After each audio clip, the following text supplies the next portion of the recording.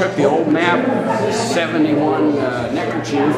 My wife's sister painted the map up there on the wall. Wow. And that's a plaque with all the donors to the museum. There's a plaque over there, which is all of the people that have passed away that were on the camp staff. We got a storage room. The next building up, we refurbished that.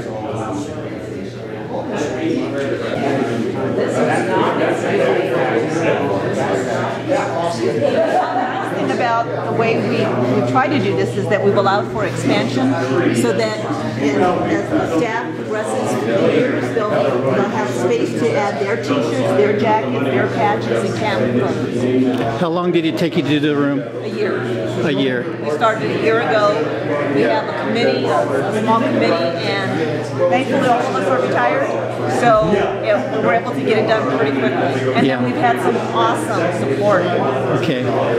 These things got to cost money. Where did all that come from? We have friends who are graphic artists, and they design things for us. And we've had some financial support. Nobby and I, this is something we wanted to do. The scouting program has given a lot to us. So we wanted to be able to give back.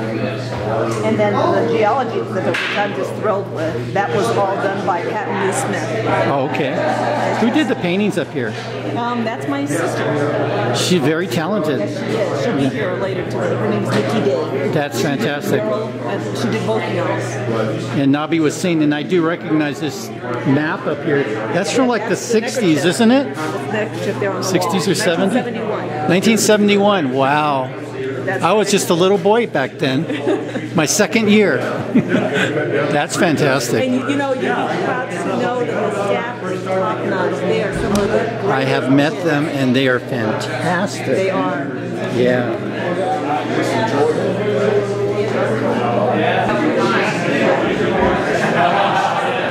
That'll be great. We started about a year ago on this thing, and we had a committee, and in fact a year ago this month, and this is where we're at so far. And we raised a little bit of money, we put in a little bit of money, we found people that had skills to do stuff. All the woodworking cabinets, CAL FIRE. Eric Older used to work on the staff here. He was a chief officer with CAL FIRE, and he got the guys, part of the inmates rehab is to do woodwork. So all we had to do is pay for the materials, and they built it for us. Actually, the brickwork here looks in very good shape compared to where it was. Oh yeah, we cleaned the heck out of that fireplace. Was a disaster. Hi there, how you doing? Go ahead. Good to see you.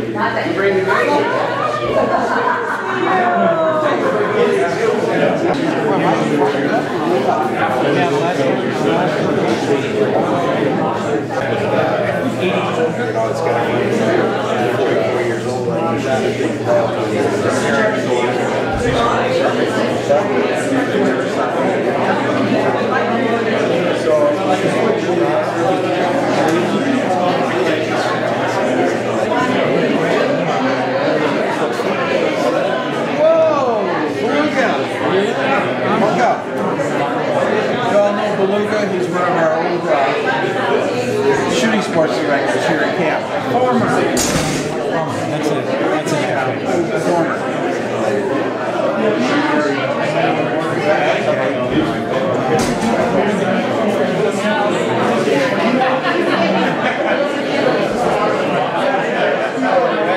Oh my! Design one. You know that.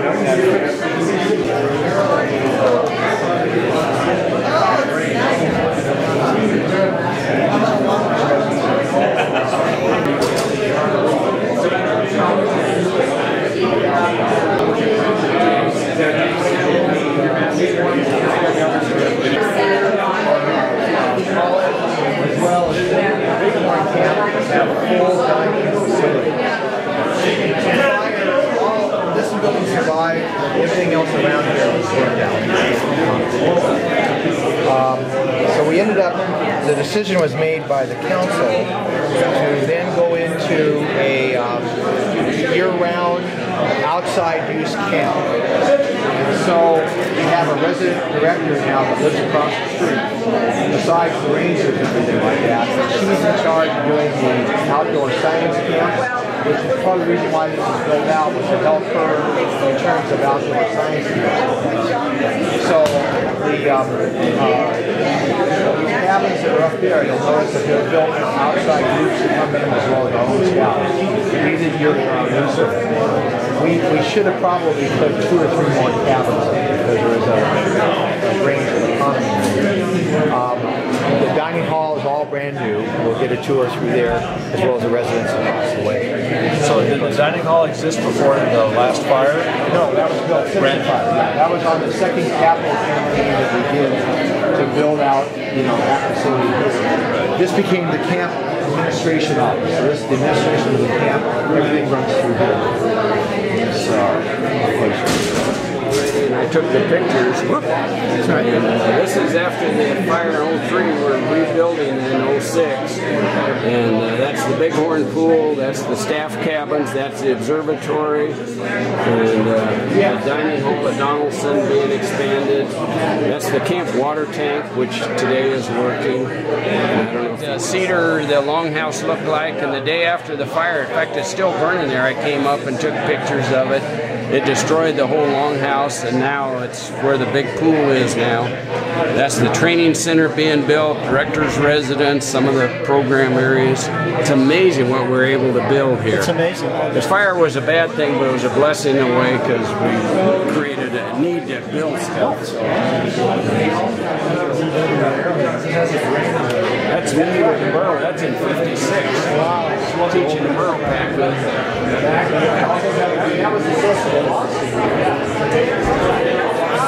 You remember when we used to bury the pig? Yeah, yeah. I remember that, right? That was the emus and all the. We had camp barbecues.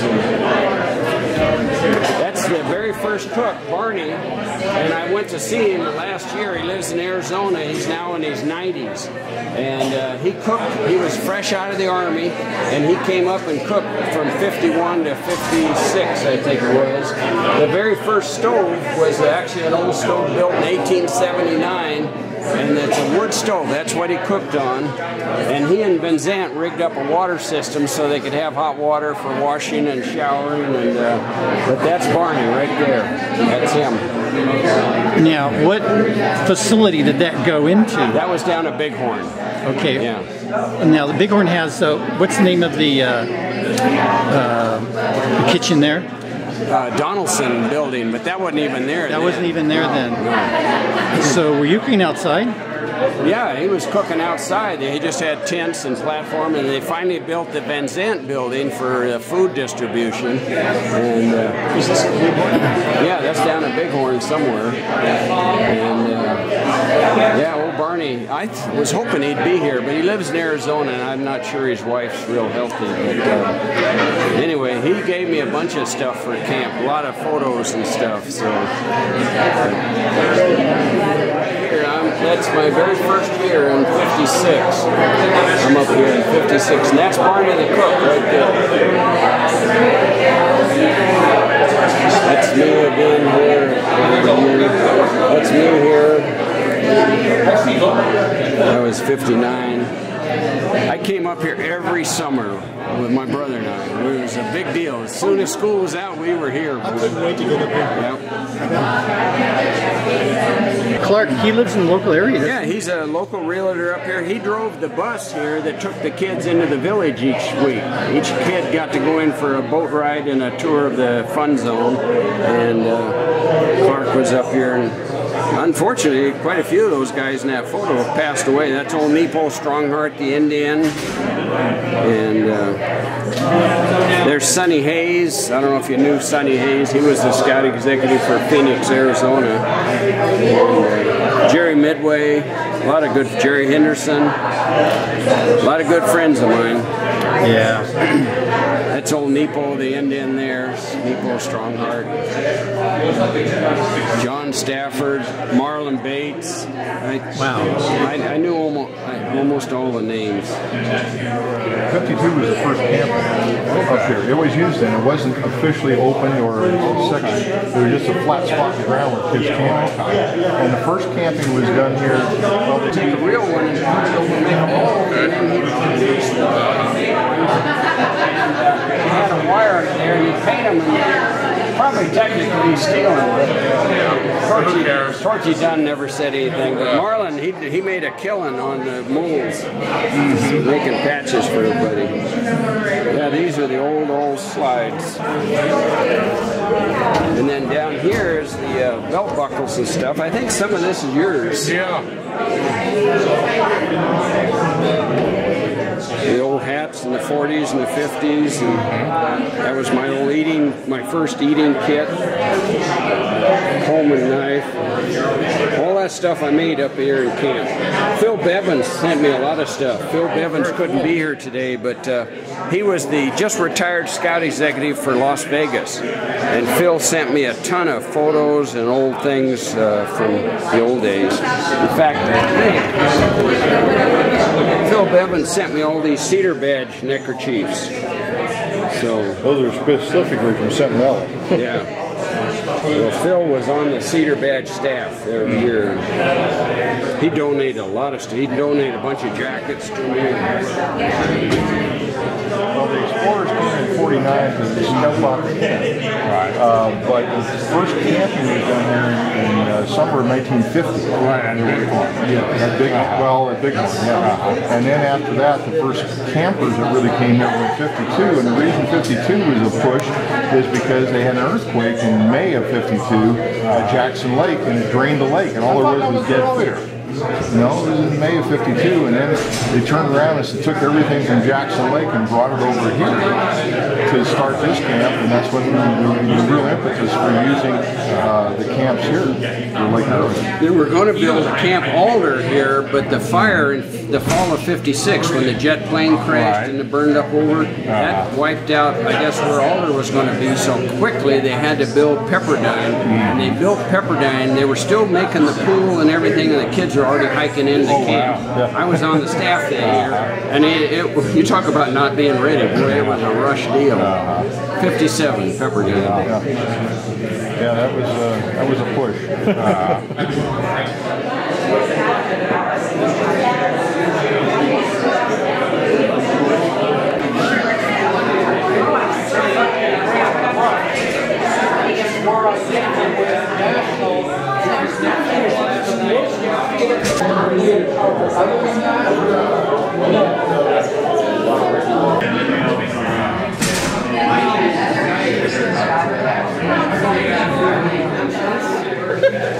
We'll start with this one right up here. Okay. I know your inspiration was this neckerchief slide. Right, exactly. And for the first time ever painting on 15-foot scaffolding. I was going to say, It was a little scary, but you know what? It was great work. It was great working with Deanna and Nobby, and we had a lot of fun. And she actually helped me get up there and do a couple of things way on top, since she's a little taller than I am. So you penciled it in, and then you went in later and did the paint job? And then I did all the lettering freehand, and I Are you an artist by trade, or? I'm an artist. Okay. And the other one over here, which is beautiful. That's absolutely gorgeous. Yeah, that one too. I was trained to get onto, I guess, some kind of hydraulic lift, and went all the way. I had to go. The scaffolding wasn't tall enough to go to the top where I did the arrowhead. Yeah. So they found that hydraulic lift, like a cherry picker. I don't know what they're called. Right. It's a scissor lift, probably. Okay, yes, the scissor lift. That's what it is. And we figured out how to use it, and went all the way. How long did it take you? This one took me 2 days.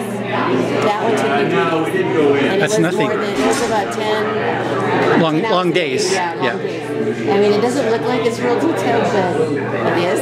I mean, when you're up there. Well, I'm looking at the lettering. What did it take to do the lettering? I unfortunately cannot take credit for the lettering. It's awesome. Deanna had that done by a graphic artist where they Came and laid it out and did, yeah. Yeah. So it's really good. The lettering I did there, the lettering there I did. Well, you're part of history now for the camp. That's awesome. Definitely, So definitely. proud and honored to be a part of it. Thank you. I'm going to bring Deanna up here because I get real emotional.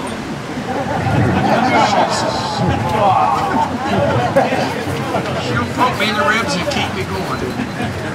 Well, I had the privilege of coming up to this camp first time in 1956. That was my first year on staff. I was actually driven up to this camp by a gentleman named Al Waterman, who was in a white shirt right back there. Al, where are you? Raise your hand. He was the scout craft director. He brought me up here, introduced me to the staff, and I started working up here. I worked up here with many of the folks that are here today. Clark Caney drove the bus here and a whole bunch of folks up here, and I loved it. I loved this camp. I worked every year I could. My brother and I, the day school was out, we were here. Punch me hard, honey. Anyway. I'll do it. He's too big to punch me. Anyway, I started collecting the patches, the neckerchiefs, slides, the memorabilia, all the stuff from this camp, all those years. And I kept all my pack racks, all my equipment, everything. Deanna says I darn near qualify to be on the Hoarders show, you know, that close. But anyway, we decided one time, we were looking in the attic, and she said, what are we going to do with all this stuff? And so I said, well, I'd like to be able to display it somehow. So we dreamed up the idea of trying to do a museum. We originally were going to put it in that little shed up there, which now is our storage room. We refurbished it. But we eventually got this building down here, and we started putting stuff in there. And we about a year ago, exactly a year ago, we had our first committee meeting. There was about 10 or 12 people here in the audience that were there. And we decided to do a museum. And then I realized how important it is for the outdoor education, for Bridget's group, to have outdoor education, a nature center. So we started building the nature stuff. Deanna bought all the merit badge pamphlets.